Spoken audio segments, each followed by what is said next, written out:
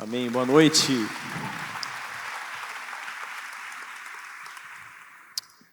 Boa noite, pessoal. Estou arregaçado da sessão desse louvor aqui. Estou meio choroso. Sou meio chorão na presença de Deus. Eu não... A Isa sempre diz que eu não choro. Não gosto de ficar chorando. Mas na presença de Deus... Eu não aguento. Não aguento e Jesus sempre me quebrando. Amém. Boa noite, pessoal. Vamos lá? Eu preciso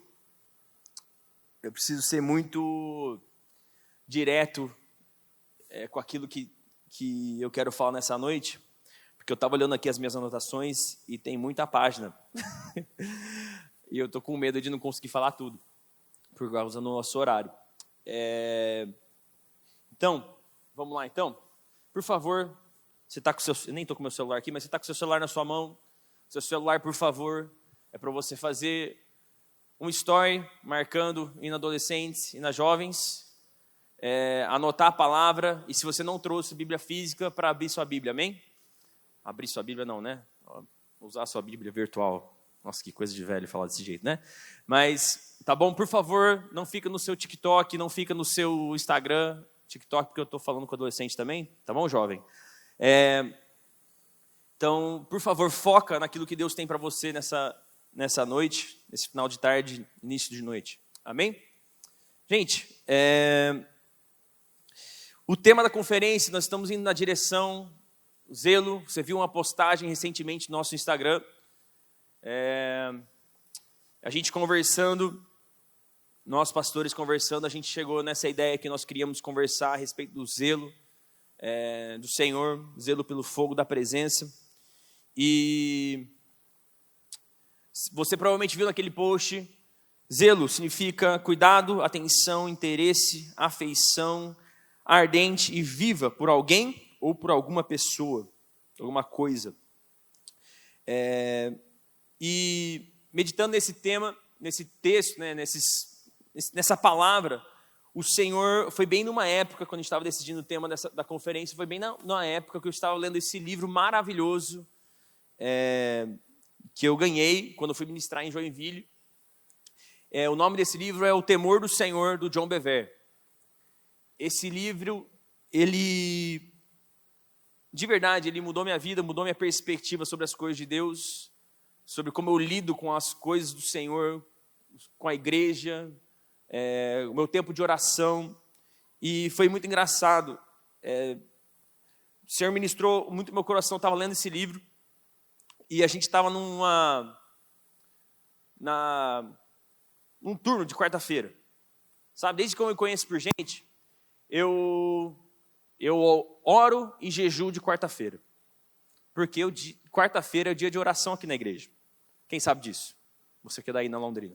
Certo? A gente sempre, desde que eu me conheço por gente, a gente ora às 6:30 da tarde. E nos últimos anos a gente adicionou o turno do meio-dia e também o jejum para a nossa liderança. Tem líder que nem sabe disso, né? Misericórdia. Mas quarta-feira é dia de jejum e oração. E eu lembro que numa quarta-feira, quando eu estava lendo esse livro, bem no período que eu estava lendo esse livro, o Senhor me levou para um lugar de tanto quebrantamento. Por quê? Porque eu comecei a perceber como eu estava lidando com as minhas quartas-feiras. Como eu estava lidando com o turno de oração do meio-dia e como eu estava lidando com a oração das 6:30. Eu entrei em tamanha rotina. Não, quarta-feira de jejum, então tá bom, já meio que acostumava o meu corpo, né? Tipo, chegava 11:30 da noite na minha cozinha, comia uma banana, comia uma maçã, comia umas bolachas, para já ficar preparado para a parte da manhã no próximo dia. E eu lembro que nessa quarta-feira o Senhor me levou para um lugar de quebrantamento, porque o Senhor começou a me questionar o porquê que eu estava fazendo o que eu estava fazendo. André, por que você está aqui orando de novo? E eu comecei a perceber de como eu estava tratando as minhas quartas-feiras. E como a quarta-feira entrou na minha rotina. Como a vida de igreja, de orar e jejuar, entrou na rotina e eu estava destratando a reunião de oração. Que o Senhor começou a me questionar, André, você tem fé naquilo que você vai orar nesse momento? Sabe, porque nas nossas quartas-feiras a gente tem a gente tem algumas direções, a gente sempre ora por cura, a gente ora pelo nosso país, a gente ora pela nossa família, a gente ora pela nossa igreja, a gente ora pela agenda da igreja. E o Senhor começou a me questionar, André, seu coração está nisso que você vai fazer agora? Eu estava prestes a pegar o microfone e orar. E o Senhor me levou para um lugar de quebrantamento, porque eu tive que assumir ao Senhor que eu estava lá para simplesmente cumprir tabela na minha quarta-feira.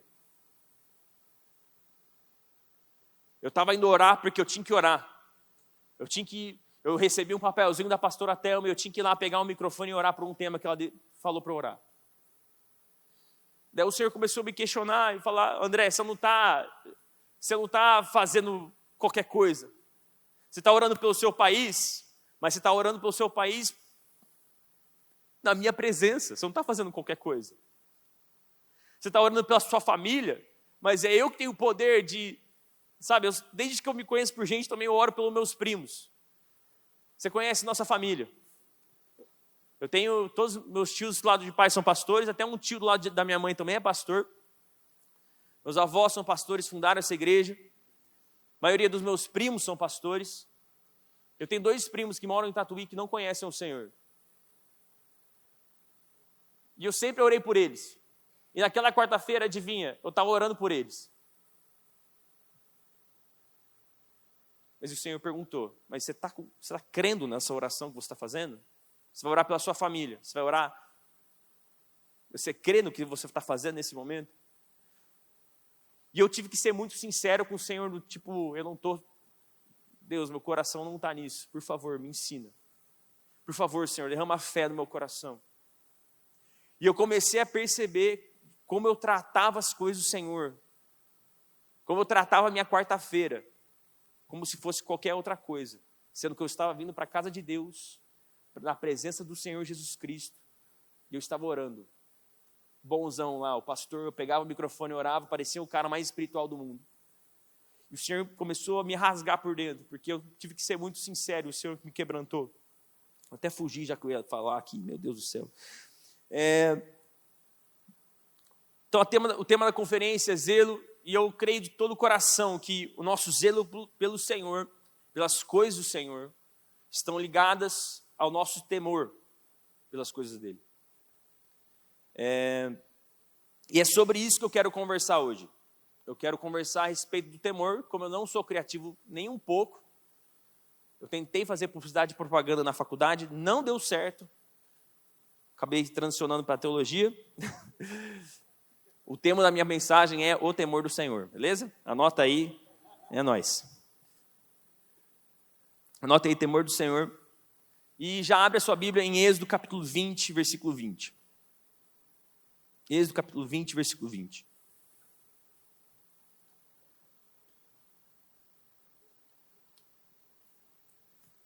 E eu quero, nessa minha introdução, eu quero começar explicando o que é o temor do Senhor. Nessa passagem, é a segunda vez, né, pela segunda vez, essa palavra temor ela aparece na Bíblia. Vamos lá ler Êxodo capítulo 20, versículo 20, diz assim: Moisés disse ao povo, não tenham medo, Deus veio para prová-los, para que o temor de Deus esteja com vocês e os livre de pecar. Quero que você perceba uma coisa que parece contraditório, mas a palavra medo e a palavra temor são as mesmas no hebraico. É a mesma palavra. Então no hebraico, Moisés está dizendo assim, não tenham temor.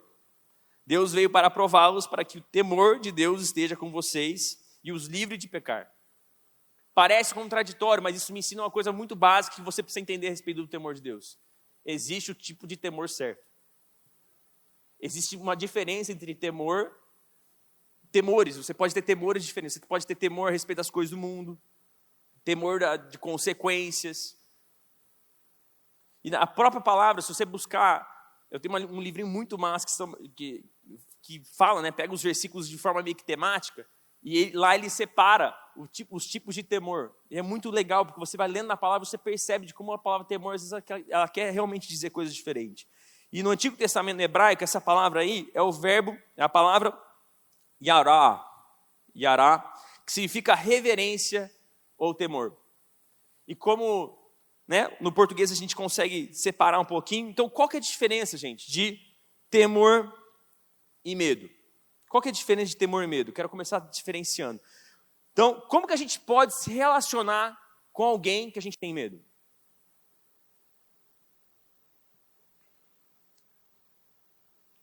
Como que a gente se relaciona com alguém que a gente sente medo dessa pessoa?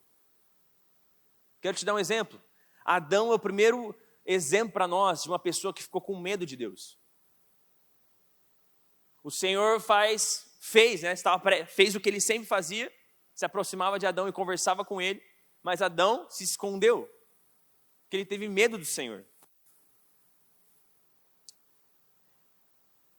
Então, quem tem medo do Senhor, de uma forma bem simples de explicar, é quem tem algo a esconder.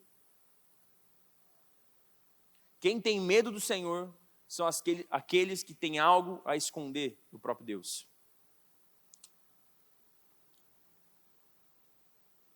E quem teme ao Senhor não tem nada a esconder. Pelo contrário, John Bevere, nesse livro maravilhoso, uma das formas que ele define o temor é o temor do Senhor. Ela tem medo. Oh, Jesus! O temor do Senhor se define dessa forma. É o medo que essa pessoa tem de ficar distante do Senhor. Você percebe a diferença?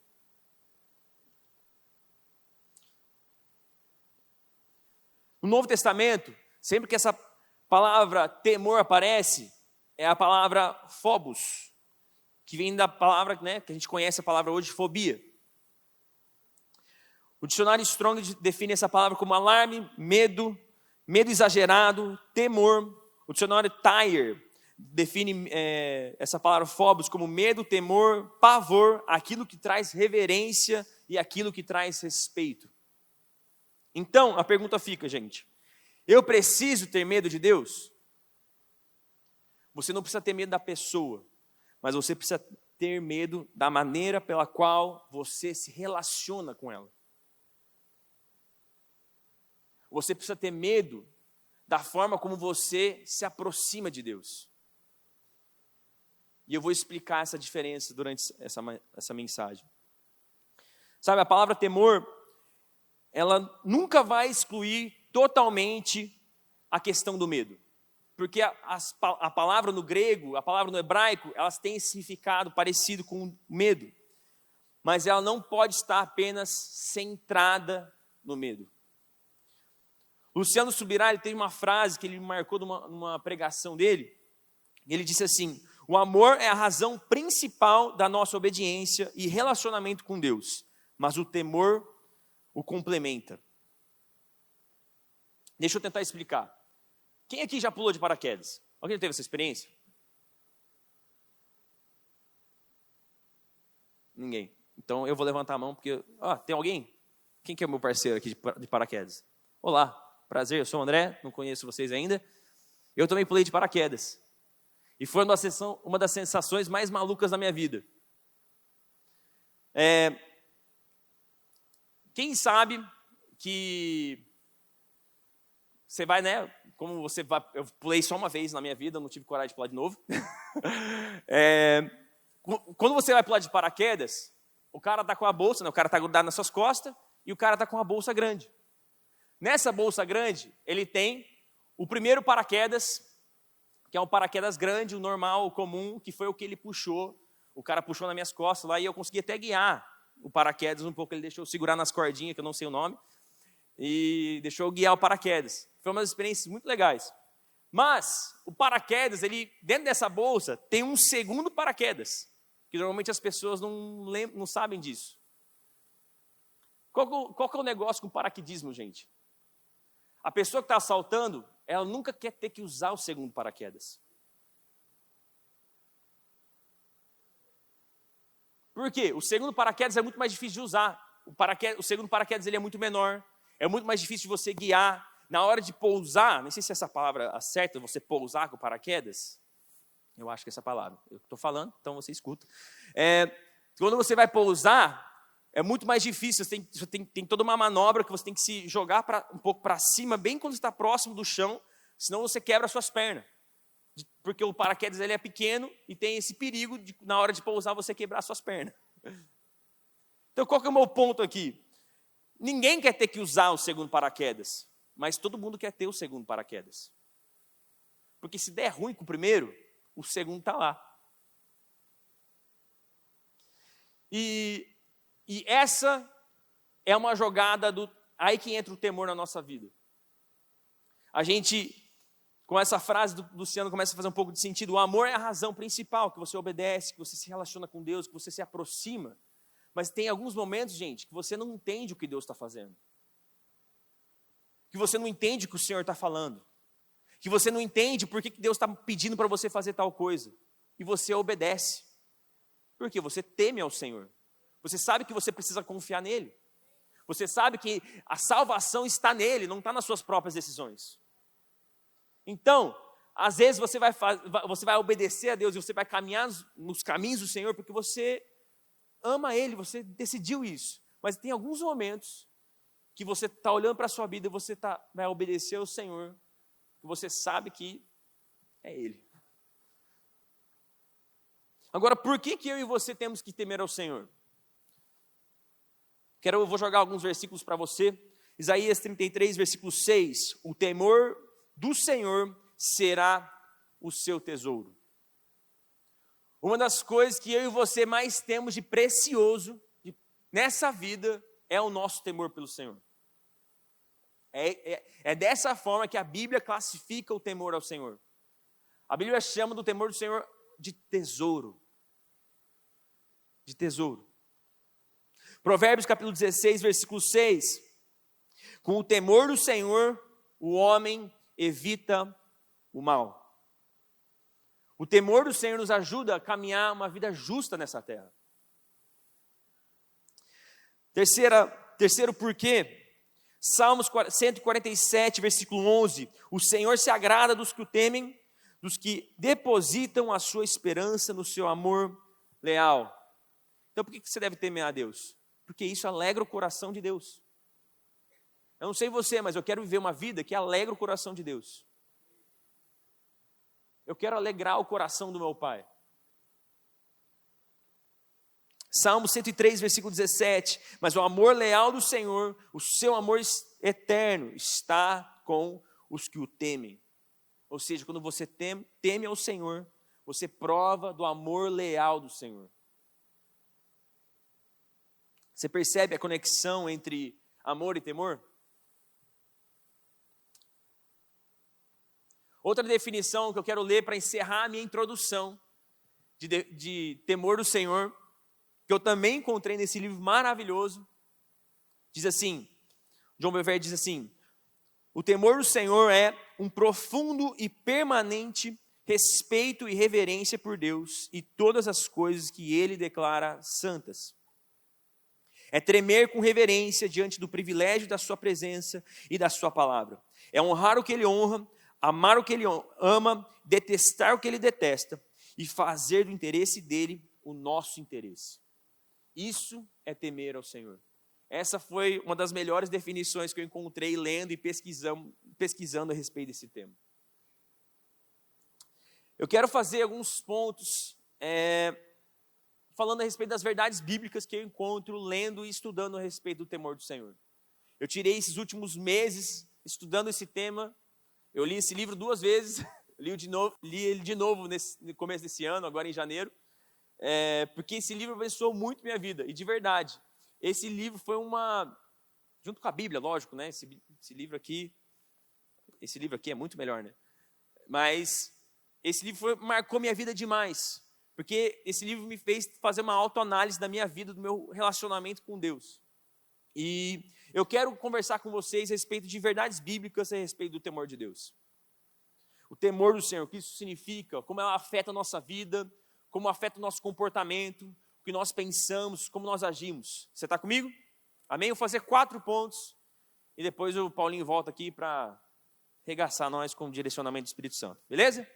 Vamos lá? Então, primeiro ponto, o temor do Senhor faz da nossa adoração aceitável. O temor do Senhor faz a nossa adoração aceitável. Hebreus capítulo 12, versículos 28 ao 29. Hebreus 12, 28 ao 29. Diz assim: portanto, já que estamos recebendo um reino inabalável, sejamos agradecidos e assim adoremos a Deus de modo aceitável, com reverência e temor, pois o nosso Deus é fogo consumidor. Esse versículo eu já li trocentas vezes, e a maioria das vezes que eu li esse texto, quando um pregador usava esse texto, o foco normalmente estava na última frase, que o Deus é o fogo consumidor.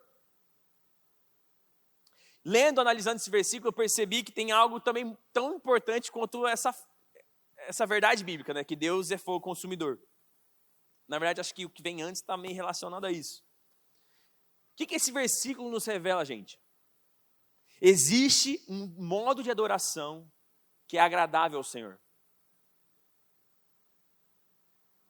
Se existe um modo de adoração que é agradável ao Senhor, existe um modo, um tipo de adoração que não agrada o coração de Deus. Quero te provar isso.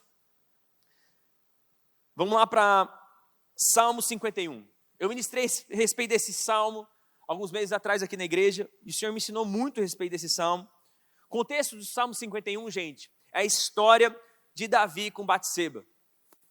Davi adúltero, Davi assassino, Davi que comete um dos pecados, né, é uma marca do pecado na vida de Davi, na sua história. E o contexto dessa história a gente encontra lá em 2 Samuel capítulo 11 e capítulo 12. Então, capítulo 11 conta a história de Davi pecando com Batseba. Capítulo 12 conta a história do profeta Natã confrontando o rei Davi. E ainda no capítulo 12 você tem o filho de Davi nascendo, mas Deus o levando. Olha o que diz aqui, Salmo 51, versículos 16, 17 e o 19. Não tens prazer em sacrifícios, senão eu os traria. Nem te agradas com o holocausto. Os sacrifícios que agradam a Deus não são um espírito quebrantado, um coração quebrantado e contrito, ó Deus, não desprezarás. Então terás prazer no sacrifício de justiça, nas ofertas queimadas e nos holocaustos. Sobre o teu altar, novilhos serão oferecidos. Você percebe como existe um tipo de adoração que é desprezada pelo Senhor? Agora volta para o contexto de 2 Samuel capítulo 11, capítulo 12. Se você olhar para a história, para o contexto, você vai perceber que alguns meses se passam entre um capítulo e o outro. E se você lembrar da história, dos mandamentos, das ordenanças que Deus deixou para os israelitas, um dos mandamentos, uma das ordens, né, que Deus deixou para o israelita era o quê? Que todo israelita ele tinha que ir ao tabernáculo para prestar adoração a Deus pelo menos 3 vezes por ano. Se no capítulo 11, Davi peca, no capítulo 12, o filho nasce, quer dizer que 9 meses se passaram. E muito provavelmente, um desses momentos da vida de Davi, de que Davi era obrigado a prestar culto a Deus, aconteceu. Então, quando Davi escreve aqui no Salmo 51, ele é o cara que ofereceu os novilhos, os cordeiros, que foram desprezados por Deus, porque o seu coração não estava na oferta.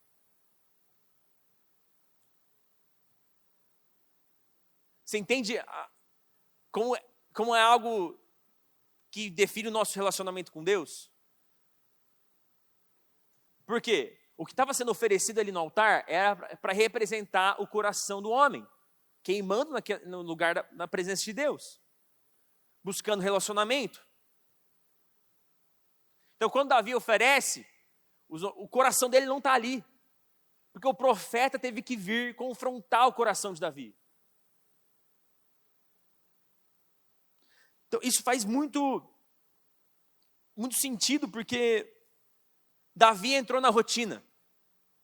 Igual a história que eu te contei das minhas quartas-feiras, Davi entrou na rotina de ter que ir ao tabernáculo oferecer o sacrifício perante Deus. Mas o coração dele não estava ali. E a oferta dele, o sacrifício dele foi desprezado pelo Senhor. E assim como Davi teve a sua oferta desprezada, às vezes eu e você oferecemos as nossas ofertas, nós levantamos nossas mãos, e Deus olha e diz assim: seu coração está aí? Porque se seu coração não tiver, eu não quero não. Sabe, esse aqui, deixa eu tentar explicar um pouquinho. Isso aqui não é para um novo convertido. Porque o novo convertido, ele vem todo sujo. Ele vem da vida de pecado dele, ele vem para a presença de Deus e ele entrega tudo que ele tem, né? Mas eu e você, que conhecemos a palavra, conhecemos e temos um relacionamento com Deus, você que já é aqui segunda, terceira geração de crente, você sabe como você tem que se comportar. Você sabe o que é certo, você sabe o que é errado. E mesmo assim, você apresenta ao Senhor ofertas e sacrifícios desprezados. O Senhor olha e fala: eu não desejo isso, porque eu desejo o seu coração de forma legítima. Então, meu primeiro ponto: o temor do Senhor faz a nossa adoração aceitável. Amém? Não é a palavra mais fácil de ser pregada, irmão, mas é o que o Senhor colocou no meu coração. Então, seja abençoado. Segundo ponto: o temor deve ser semeado todos os dias. Vamos para a palavra. O temor deve ser semeado todos os dias. Deuteronômio capítulo 5, versículo 29. Olha o que diz aqui. Moisés está prestes a subir o monte para receber as leis do Senhor, os mandamentos. Olha o que diz assim: o Senhor, isso aqui é Deus falando a respeito dos israelitas, tá? Quem dera eles tivessem sempre no coração esta disposição para temer-me e para obedecer a todos os meus mandamentos. Assim, tudo iria bem com eles e os seus descendentes. Então, deixa eu te dar um contexto aqui.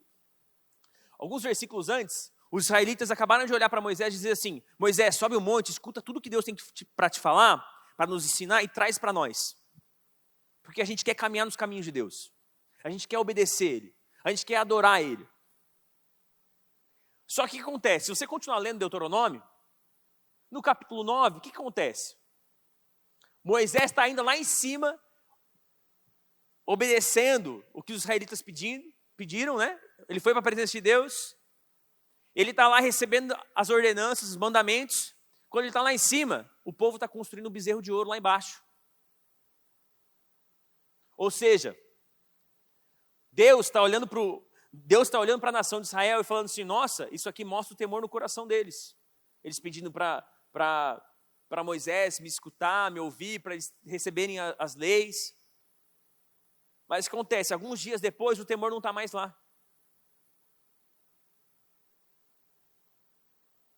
Olha isso aqui, vamos lá para a palavra. 1 Pedro capítulo 1, versículo 17. Como filhos obedientes, não se deixem moldar pelos maus desejos de antes, quando viviam na ignorância. Mas assim como é santo aquele que os chamou, sejam também santos em toda a sua conduta. Pois está escrito: sejam santos, porque eu sou santo. Uma vez que vocês chamam de Pai aquele que julga imparcialmente a obra de cada um, vivam com temor durante a jornada terrena de vocês. Você percebe a ligação de Pedro com o nosso caminhar em santidade e o nosso temor pelo Senhor?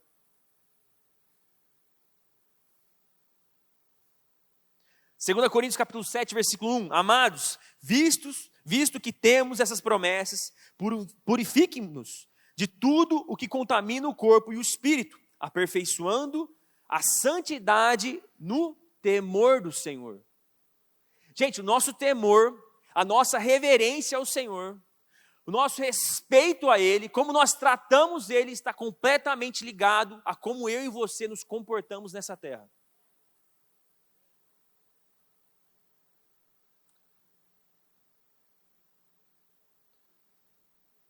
Sabe? Tem muita gente que ama. Muita gente que diz amar o Senhor de todo o seu coração e até ama, mas teme muito pouco. Cara, nesse livro aqui, John Bevere conta o testemunho, uma história de um cara chamado Jim Bakker. Talvez você não conheça Jim Bakker, né? Porque ele é um pouco mais velho. Mas esse cara foi um dos maiores. Ele tinha um ministério na televisão, um ministério evangelístico na televisão americana. E ele tinha o maior ministério evangelístico na TV, lá nos anos 90. E esse cara, ele tinha um grande ministério de cura, grande ministério de libertação, fazia cruzadas né, pregando o evangelho, pregando as boas novas. Mas esse cara foi pego em fraude contábil, né, deu uma desviada nos impostos, e também foi pego em adultério. E esse cara, John Bevere, ele vai até a prisão para conversar com esse cara. Ele escreve um livro, esse Jim Bakker, ele recebe esse livro lá na prisão, e ele lê esse livro, e ele pede para que o John Bevere vá até a prisão para conversar com ele. E eles começam uma conversa, começam a trocar ideia, e o John Bevere ele começa a fazer algumas perguntas muito específicas para ele. E uma das perguntas que o John Bevere faz pro Jim Bakker é essa: quando que você parou de amar Jesus? Quando que você parou de amar Jesus? Cara, você estava lá pregando evangelho, estava lá alcançando milhares e milhares de pessoas. E esse cara fala uma frase que mexeu muito com o John Bevere, que me chamou muito atenção, que eu acho uma realidade para os dias de hoje. Ele diz assim: John, eu nunca deixei de amar Jesus, mas eu nunca o temi. E ele diz outra frase logo depois, que aquela prisão foi a maior expressão da misericórdia de Deus sobre a sua vida. Por quê? Se ele continuasse levando essa vida de pecado e ele nunca fosse pego, o destino eterno dele ia ser o inferno.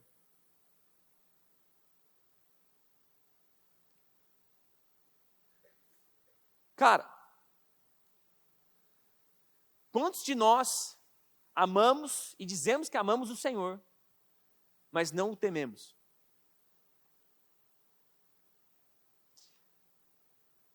Sabe, porque o temor, ele nos faz abandonar nossas práticas. O temor faz a gente colocar nossas emoções um pouco de lado no nosso relacionamento com Deus. Porque importa mais o que Ele está dizendo do que os meus sentimentos. Importa mais os pensamentos dele sobre mim do que as minhas emoções.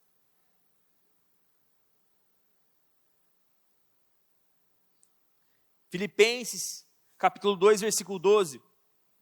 Assim, meus amados, como sempre vocês obedeceram, não apenas na minha presença, mas agora, muito mais na minha ausência, ponham em prática a salvação de vocês com temor e tremor. Você percebe que o temor do Senhor não é algo só para o Antigo Testamento? O temor do Senhor é algo que a igreja hoje precisa. Nós precisamos honrar e tratar o Senhor com reverência.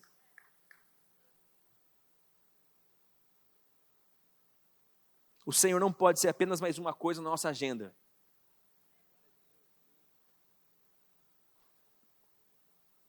Existe um elemento, cara, no nosso relacionamento com Deus, de reverência, de você se aproximar de Deus tendo plena consciência do que você é.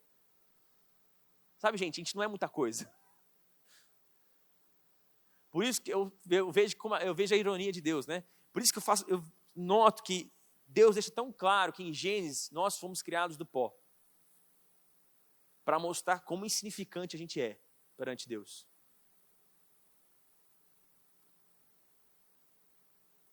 E às vezes a gente lida com Deus, a gente conversa com Deus, requerendo coisas. Lidando com Deus como se fosse de igual para igual.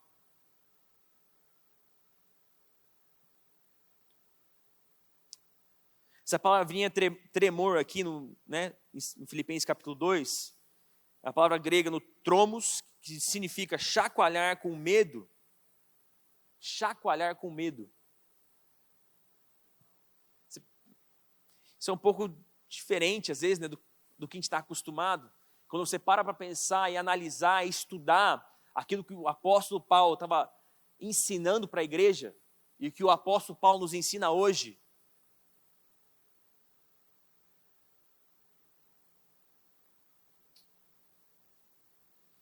Então, meu segundo ponto. O temor deve ser semeado todos os dias. Todos os dias. Senão eu e você, gente, a gente pode acabar sendo mais um Jim Baker nessa terra. Talvez nem igual ele, né? Porque a gente não vai ser tão famoso. Se não for o temor do Senhor. Terceiro ponto, o temor do Senhor é um desafio para as futuras gerações. O temor do Senhor é um desafio para as futuras gerações. Quem aqui é filho de crente? Levanta sua mão aí. Você é a segunda geração de crente. Caraca. Acho que 90 e poucos % do salão. Sabe, gente, eu meditando a respeito, orando por esse tempo, o Senhor me deu uma visão. E eu vi algo muito engraçado. Eu vi uma gangorra. E eu vi uma gangorra torta assim, né? Com peso tudo num lado só. E o Senhor me mostrou, falou ao meu coração, de como a gangorra da igreja brasileira está desequilibrada. Deixa eu te explicar. A gangorra era a gangorra da intimidade e a gangorra do temor. Sabe, gente, porque, estou tentando explicar. Quem aqui já casou, você está namorando? Levanta sua mão.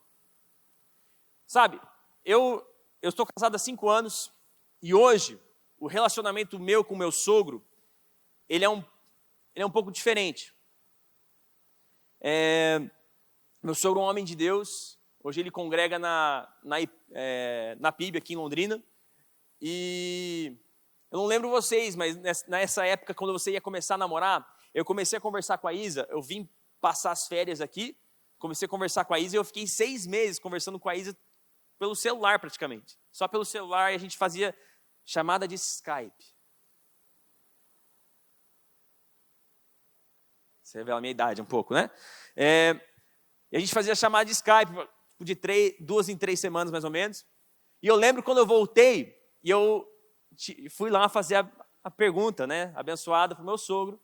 Fui lá jantar com eles e tal. Gente, foi um dos dias que eu mais passei perfume na minha vida. Falei, meu, imagina se eu chego fedendo na casa do meu sogro, velho, da minha sogra. Eu lembro que eu anotei no meu celular algumas coisas que eu queria falar, porque eu anotei, eu lia, relia, falei, pô, porque eu quero falar certinho, né? Não quero ficar gaguejando. Porque, meu irmão, gaguejou, perdeu a razão, velho. Então você já era. Então, assim, eu lembro, mas hoje eu me relaciono com o meu sogro muito diferente. Meu sogro é extremamente brincalhão, curte zoar. Meu sogro vive me mandando meme, velho. Ele vive me mandando um link de shorts no YouTube, tipo, olha esse meme aqui, ó. E é sempre meme de tiozão. Mas eu quero que você note que no começo do nosso relacionamento, eu me relacionava de uma forma um pouquinho diferente. Não é que eu mudei, mas porque existia algo no meu coração que eu me importava demais. E eu falava, eu quero que dê certo isso. Então eu conversava com meu sogro de um jeito diferente. Mas você percebe de quanto mais intimidade você tem, às vezes você perde um pouco de respeito. Eu noto isso muito com os adolescentes, gente. Sabe por quê? A gente lida com o pastoreio dos adolescentes de um jeito bem, não light, mas assim, a gente gosta muito de estar com a galera. Então eu jogo com a galera, eu tento sair o máximo que eu posso com o pessoal, Só que às vezes os caras perdem um jeito, tipo assim, perdem a noção do jeito que está falando comigo.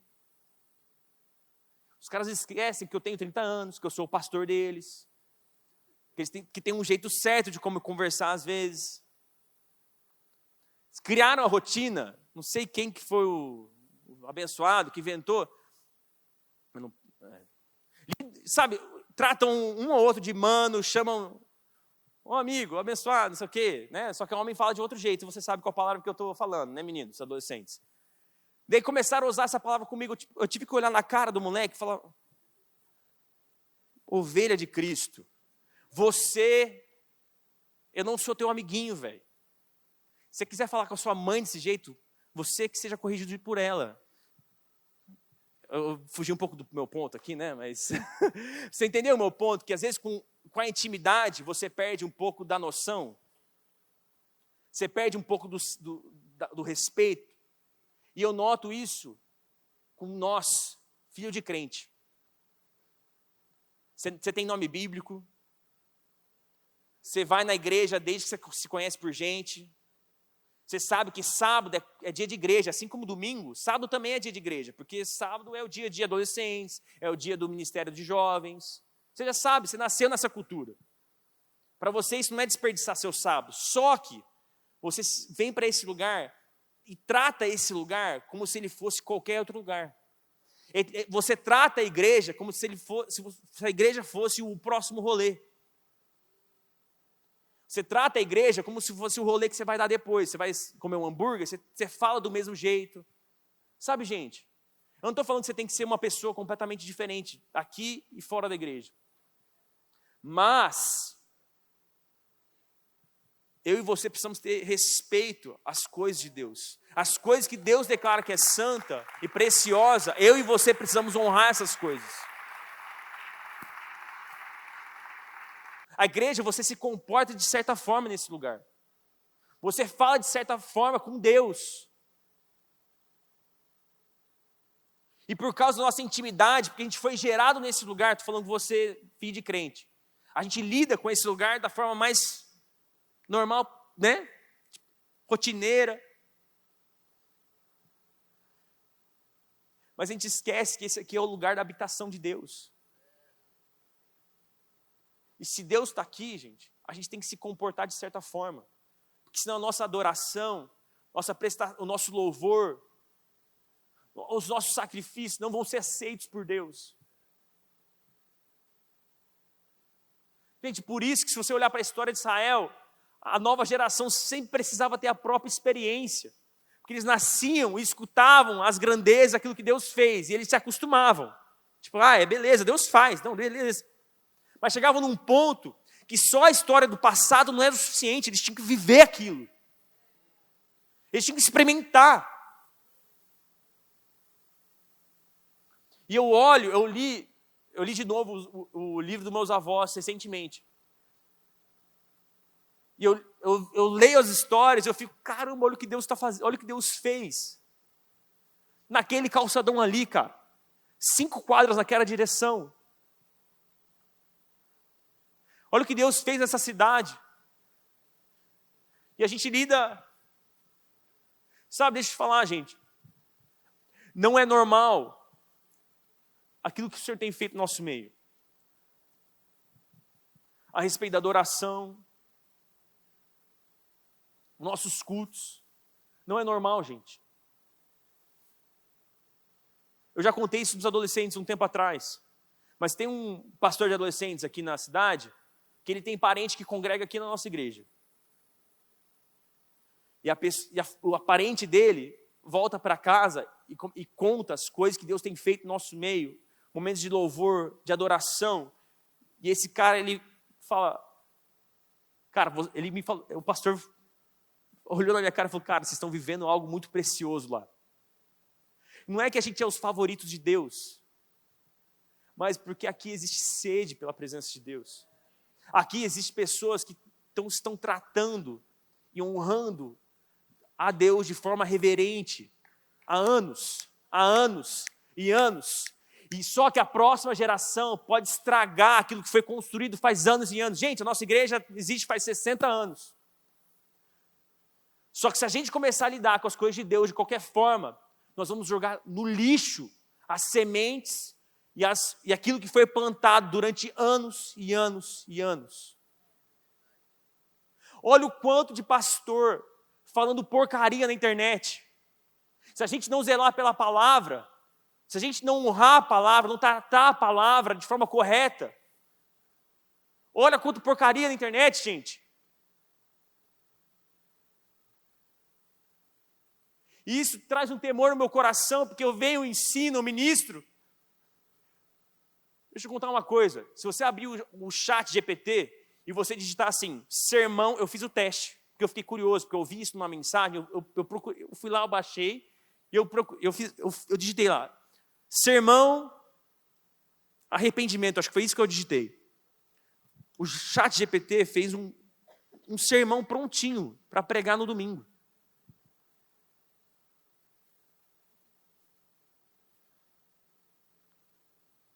Eu, como pastor, posso tratar esse lugar de forma irreverente.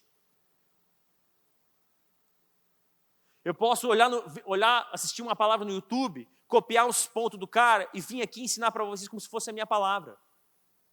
Por isso que eu faço questão de trazer o livro aqui na frente, que eu falo, ó, eu aprendi com esse cara. Não fui eu que o Senhor revelou a mim. Sim, o Senhor trouxe coisas no meu coração, pontos, coisas específicas, mas, gente, misericórdia se a gente tratar esse lugar de qualquer forma. Isso traz um temor no meu coração.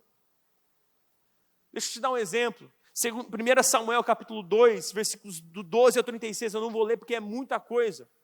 Mas essa história conta a história dos filhos de Eli.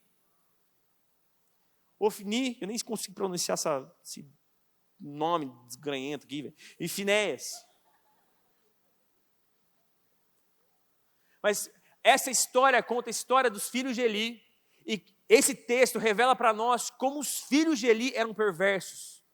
Eles deturpavam os sacrifícios que eram oferecidos a Deus. Eles tomavam aquilo que era do Senhor para eles mesmos.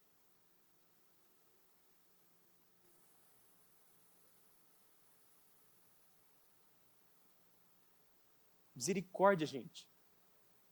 Misericórdia de nós. Que o Senhor tenha misericórdia de uma geração que não teme da maneira correta. Que não lida com as coisas que Ele diz que é santa da maneira correta. Sabe, e como eu falei no ponto anterior, essa deve ser uma luta nossa diária, porque é muito comum. Líder, deixa eu te falar uma coisa, velho. Você recebe lá no seu aplicativo a lâmina toda semana lá. É muito fácil você lidar com a sua célula de qualquer forma. É muito fácil você fazer da sua célula mais uma coisa da sua rotina. Você pegar o estudo bíblico, ler em 10 minutos e falar, estou pronto para pregar.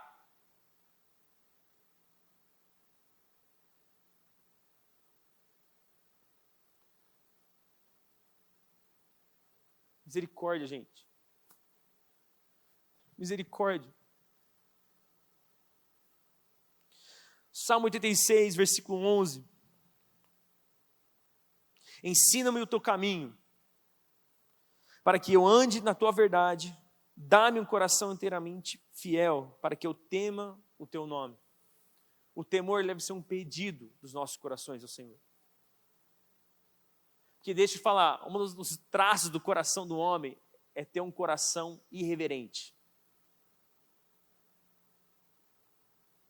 Por causa da nossa intimidade. A gente começa a lidar de qualquer forma. Não, eu tenho intimidade. Eu não estou falando, gente, que a intimidade é algo ruim. Mas eu estou falando que a gangorra, acho que o termo mais correto tem que ser a balança, ela tem que estar equilibrada na sua intimidade e na tua reverência perante Deus.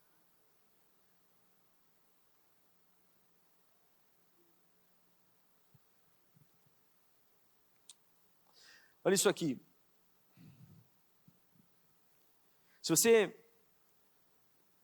você olhar para a vida de Salomão, Salomão foi um grande homem de Deus, né, considerado o homem mais sábio dessa terra.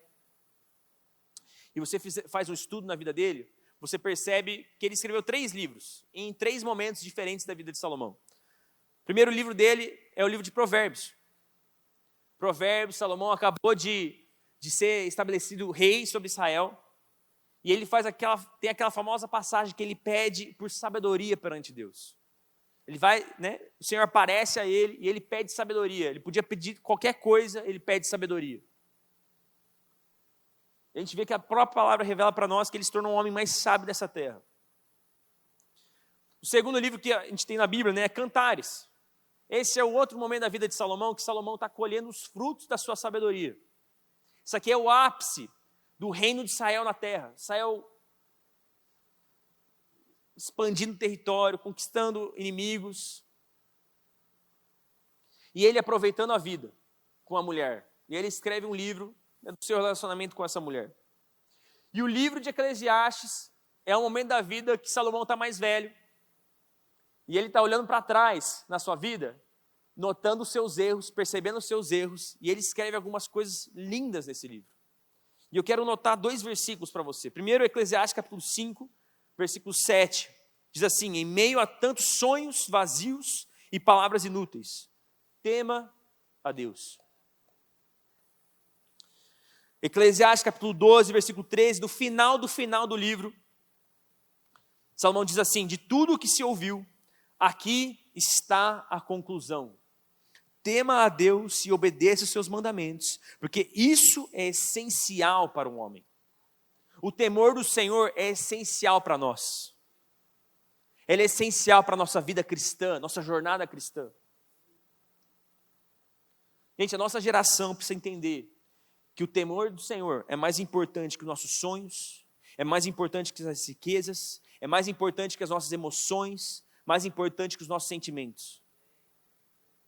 O temor do Senhor é essencial. Ele é um pilar da vida cristã.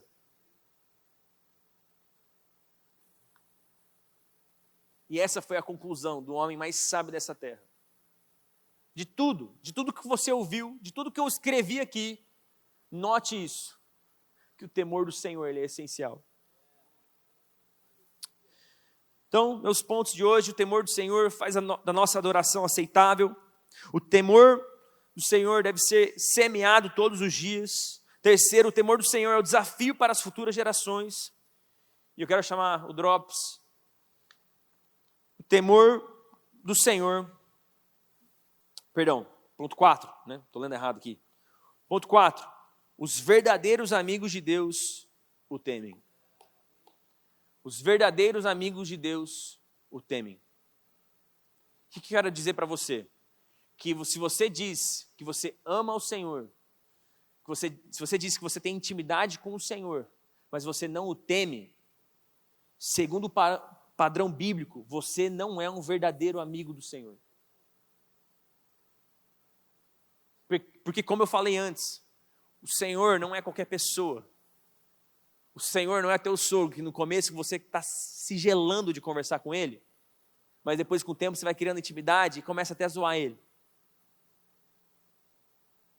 Não é assim que a nossa intimidade com Deus funciona. Quanto mais amigo você se torna, quanto mais íntimo você se torna, mais temente a Ele você se torna. Por isso que a balança sempre fica equilibrada. Olha que Salmos, eu citei esse versículo na semana passada, no nosso culto. Esse texto tem ficado de uma forma tão preciosa no meu coração. Tem ministrado no meu coração tanto nos últimos dias. Diz assim, Salmo 25, versículo 14. Salmos 25, versículo 14. O Senhor confia os seus segredos aos que o temem e os leva a conhecer a sua aliança. O Senhor confia os seus segredos aos que o temem e os leva a conhecer a sua aliança. Gente, para quem que você conta os seus segredos? Para quem você conta aquilo que você tem de mais íntimo? Eu não sei você, mas tem algumas coisas na minha vida que só um número seleto de pessoas conhecem. Não é todo mundo que sabe. Algumas coisas que eu estou passando, algumas coisas que nós passamos como casal. Apenas os verdadeiros amigos conhecem.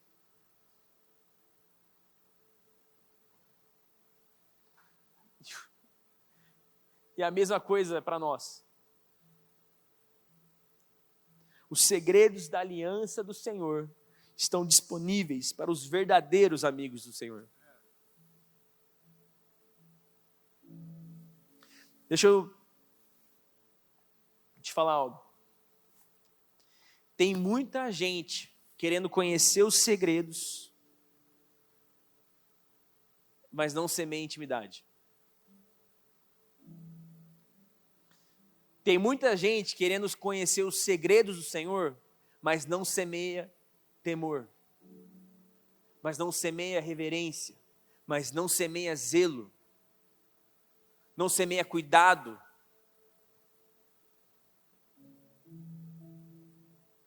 Tem muita gente por aí que parece que é amigo, que parece que é íntimo, que parece que é reverente, que parece que teme ao nome do Senhor.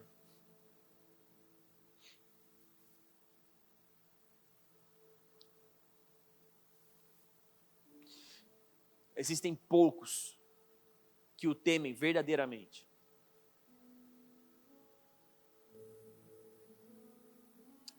Deixa eu contar uma história. Eu oro todos os dias com meu filho na cama, quando a gente deita para colocar ele para dormir. Todos os dias a gente ora. Todos os dias. Não passa nenhum dia que a gente coloca ele para dormir sem orar. E é engraçado, porque às vezes eu estou ensinando meu filho a orar e eu sempre peço para ele orar. Né? Você quer orar ou o papai ora? Às vezes ele ora para mim e fala, ora você só, papai. Mas às vezes eu oro e eu falo, agora ora você. Só que o meu filho, com a intimidade e com a maturidade que ele tem de 3 anos, o que ele fala? Senhor Jesus, obrigado pelo xixi, obrigado, Senhor, pelo pum, obrigado pelo cocô.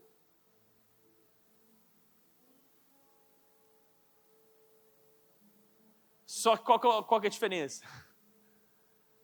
Meu filho tem 3 anos.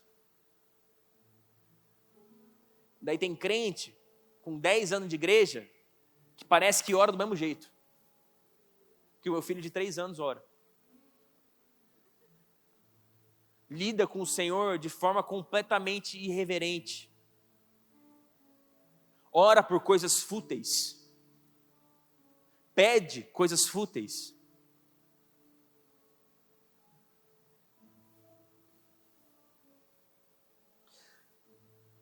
O temor, ele é algo extremamente íntimo, sabe? O que eu quero dizer com isso?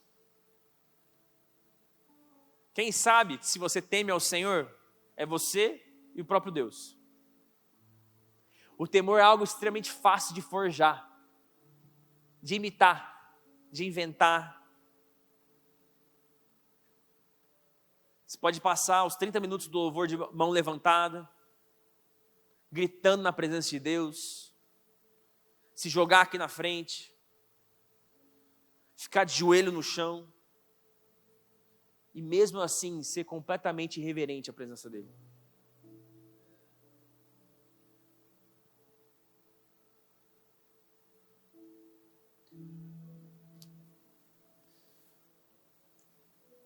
Deixa eu te dar um exemplo.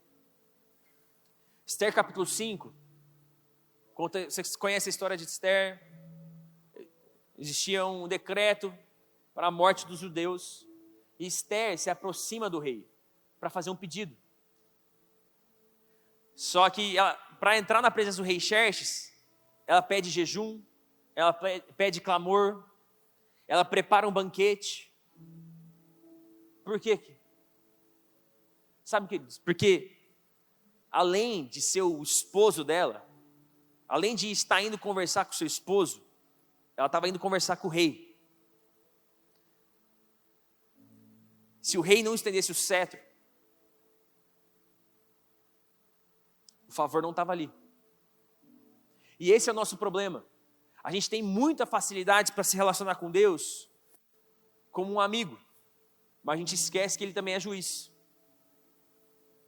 A gente lida com Deus como se Ele fosse pai. A gente tem muita facilidade, né? Deus é pai, mas Deus também é nosso rei. Então Ele governa.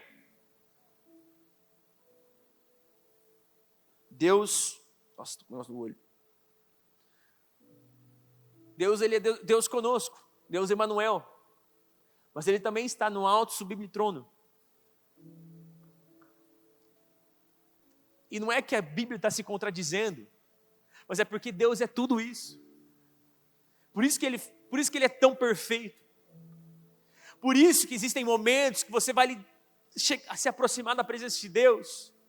E falar, papai, eu preciso de um toque seu. Mas existem momentos que você lida com Deus e você simplesmente obedece, porque Ele mandou, Ele disse. E a palavra dEle como rei é decreto, é mandamento para nós. É ordenança. Não tem conversa, não tem argumento. Então, sexo é para depois do casamento? É para depois do casamento. Não tem argumento. Não, mas Deus, eu amo, eu vou casar com essa pessoa. É mandamento.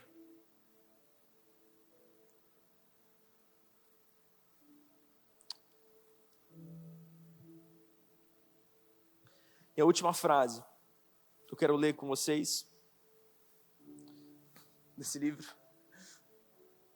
é assim: não podemos verdadeiramente amar a Deus até que o temamos, nem podemos temê-lo adequadamente até que o amemos. Equilíbrio perfeito, temor e amor, paixão e zelo.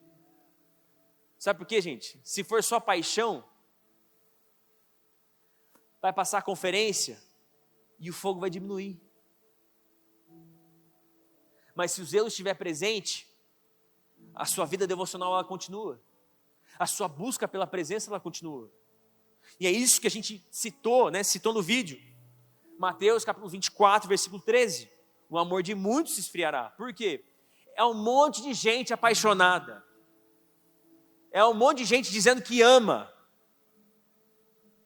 Mas quando volta para a constância dos dia a dia, cadê o zelo? Cadê a constância? Cadê o temor pelas coisas do Senhor? Por isso que eu amo uma frase que foi dita no vídeo que a gente gravou.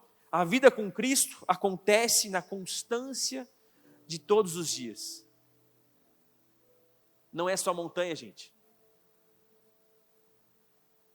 É na constância do dia a dia que nosso zelo é revelado, que nosso temor, que a nossa reverência ao Senhor é revelado. E nós vamos cantar, mas Ana trouxe algo aqui, uma palavra profética, que o Senhor lembrou ela da história do filho pródigo. Eu acho que se encaixa completamente. Ela falou do arrependimento, de que ele caiu em si, ele se arrependeu e ele voltou para os braços do seu pai. Sabe, a gente não vai cantar, eu só vou te chamar aqui na frente. Se você é esse cristão que você precisa se arrepender do seu temor, da sua falta de temor, da sua falta de reverência, se você está lidando com as coisas de Deus de qualquer forma, eu quero orar com você. Porque essa batalha é uma batalha nossa, da igreja. Nós precisamos lutar para que o fogo permaneça, para que a chama permaneça. Nós precisamos batalhar. Sabe, é bonito a gente ficar cantando, nos tornamos responsáveis, a chama não vai se apagar. É bonito, é muito lindo. E aí, vamos ver? Vamos ver se ela não vai se apagar? Porque eu não sei você, mas eu não quero me encaixar nesse versículo aqui de Mateus capítulo 24, versículo 13. Eu não quero ser desses que o meu amor vai se esfriar. Eu não quero ser um desses. Que o Senhor tenha misericórdia. E por isso que eu li Salmo 86.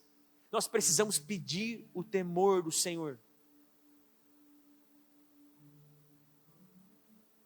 Nós não podemos ser apenas uma igreja apaixonada. Nós precisamos ser uma igreja que teme ao Senhor, que o respeita, que o honra,